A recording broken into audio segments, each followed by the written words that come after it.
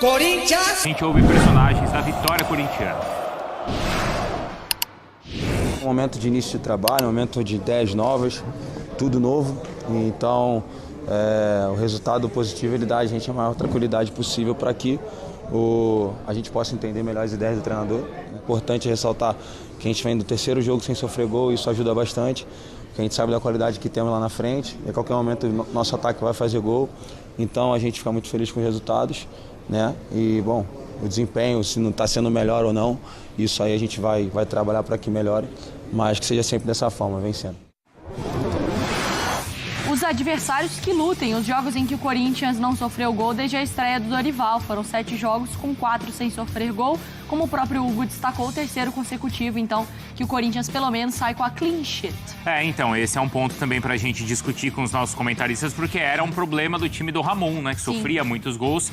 Parece que essa questão lá no Corinthians está resolvida. O Vladimir Bianchini está com a gente pra gente falar da defesa, mas também, não é, Vlad, muito do ataque, especialmente na figura do Yuri Alberto. Exatamente, Bruno. Um grande abraço para você, para a Mari, para o Jailson, para o Mairo Marra, também para os fãs de esportes. O Corinthians que chegou ao terceiro jogo seguido sem sofrer gols e busca uma marca que não acontece desde 2022, quando o técnico ainda era o Vitor Pereira. Chegar a 4 jogos sem ser vazado. Contra o Atlético Mineiro, vai buscar essa marca. O Yuri Alberto, que chegou a 13 gols na temporada, já está sendo uma das melhores temporadas da carreira dele. Inclusive, o ano passado ele fez 31 gols, foi o principal artilheiro do Brasil. O técnico Dorival Júnior falou muito a respeito dessa questão do Yuri, mas também fez vários elogios à defesa do Corinthians, principalmente na figura do Félix Torres, um jogador que vinha sendo muito criticado quando atuava como zagueiro. Ele foi improvisado na lateral direita, inclusive ele teve uma conversa com o Félix Torres a respeito disso, porque é um jogador de seleção equatoriana, com bastante destaque na seleção, mas que no Corinthians sofreu com algumas dificuldades. Inclusive, a respeito disso, o Dorival pediu mais reforços para o elenco na temporada, no meio do ano, já que ele está precisando fazer alguns improvisos. O Corinthians que agora vai enfrentar o Atlético Mineiro, mas tem uma questão para resolver, principalmente na parte do departamento médico. 4 jogadores não estavam à disposição. O Memphis Depay, que tem um problema no tornozelo, o Rodrigo Garro com uma tendinopatia no joelho, os dois devem viajar para o jogo contra o Atlético Mineiro, mas são dúvidas ainda. O mais provável é que eles joguem contra o Huracan no meio da semana que vem pela Sul-Americana, um jogo que vale a vaga na segunda fase. Além disso, o Mateuzinho, que também não atuou ontem, é um jogador que deve estar à disposição do técnico Dorival Júnior. Já a situação do Gustavo Henrique, zagueiro que operou de uma hernia inguinal, é avaliado dia a dia. Provavelmente não deve retornar nos próximos jogos, Bruno.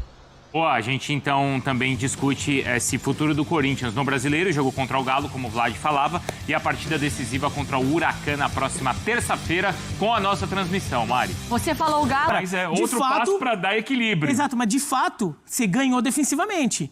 É um jogador que ocupa, que resguarda mais a posição lá na lateral. É um jogador que até no corpo a corpo ali, com o ponta, ele protege melhor. E eu até acho que, de fato, o Félix Torres é um jogador que deixa muito corintiano. A gente tem muitos colegas aqui corintianos, o pessoal fica de cabelo branco, às vezes, ali com o Félix Torres, que dá uns sustos ali. Na lateral, até achei que ele não deu tanto. E em lances que ele pode ser também benéfico como lateral, você lembrou, né, dos problemas aéreos do Corinthians, bolas levantadas, ele como um cara que vai fechar muitas vezes o segundo pau, ele dá a estatura para cortar também bola aérea defensiva muitas vezes. Então, acho que é uma boa saída. E dentro dessa questão de esperar o Memphis, o Garro, para ver o Corinthians ideal, eu tô também na dúvida em relação a volante, porque o Maicon, que era um cara que não tinha tanto espaço. Ganhou espaço a ponto. Tanto que, assim, eu falei que eu acho que não deu certo a ideia do Ranieri mais à frente. Eu acho que o Ranieri, a melhor versão dele é como primeiro volante. Mas se o Dorival testou ele e tem do Maicon em campo, para mim só reforça ainda mais a ideia do Dorival vendo o Maicon como uma das grandes opções, ou talvez a opção como titular do Corinthians como primeiro volante. Então, mais do que esse encaixe, acho que a disputa ali de primeiro volante está em aberta com a volta do Maicon ganhando constância entre os titulares. Só para finalizar sobre o Félix Torres, que o Bira falou é verdade. E que o Eugênio falou também é verdade. Que ele foi melhor, talvez, de lateral do que como zagueiro, que é a posição de origem dele. Mas mesmo de lateral e mesmo tendo atuado bem, os torcedores do Corinthians ficam com o pé atrás ainda. Quando começa um jogo com Félix Torres Eu acho que ele ainda precisa de mais jogos para trazer a confiança do torcedor. É que a gente conversava, né, eu e Bira, antes do programa, o que acontece? Ele na lateral, se ele comete um erro, ainda tem o zagueiro. Dá tempo de arrumar ainda. Não, se ele, ou mesmo que ele cometa o erro e o atacante passe, o atacante tá indo pra ponta. Não tá indo pro gol. Tá no meio do gol. Mas acontece que erros que acabaram marcando não foram só erros. Perdeu a bola e sofreu gol. É erro de ser expulso com 10 minutos por Contra o nada. Racing, contra o Isso ele Racing. pode fazer na lateral também.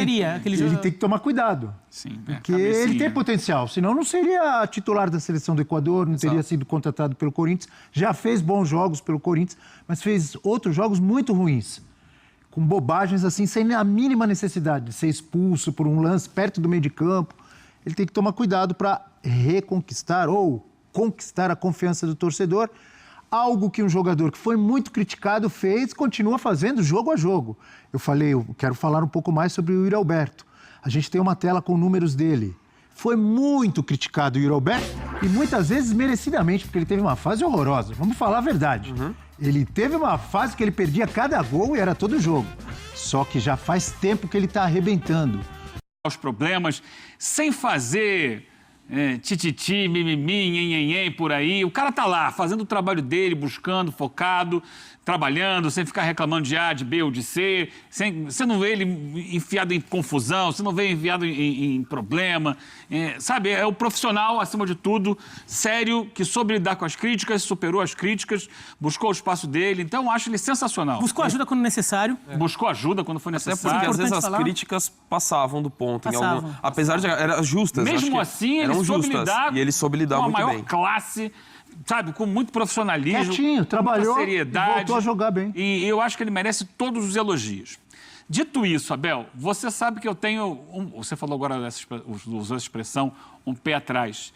Eu tenho um pé atrás, ou os dois pés atrás, e outro dia entramos numa polêmica grave aqui quanto ao Alan Patrick, né? Que foi muito criticado, porque a gente aqui no Brasil tem essa percepção, né? De jogadores que aparecem bem no futebol brasileiro, a gente imediatamente já pede na seleção brasileira. Tem que ir para a seleção brasileira, porque está jogando muito aqui. E quando... Tem que ir, não, é um exagero, mas às vezes você muita gente fala. merece uma E eu chance falei diferente aqui- de tem que ir. Eu falei aqui, quando muita gente não entendeu, né? E muita gente ficou chateada comigo, que para mim o Alan Patrick não é um jogador de nível de seleção brasileira. Por isso, porque muitas vezes nós nos empolgamos com feitos que acontecem dentro do futebol brasileiro, que é um futebol que tem um nível técnico, físico, de planejamento tático inferior ao futebol europeu. E agora, especialmente nesse momento de seleção brasileira, está vindo um técnico para cá que sequer conhece o futebol brasileiro, dos clubes brasileiros. Mas vai ter que conhecer. Vai ter que conhecer em algum momento. Mas que a gente está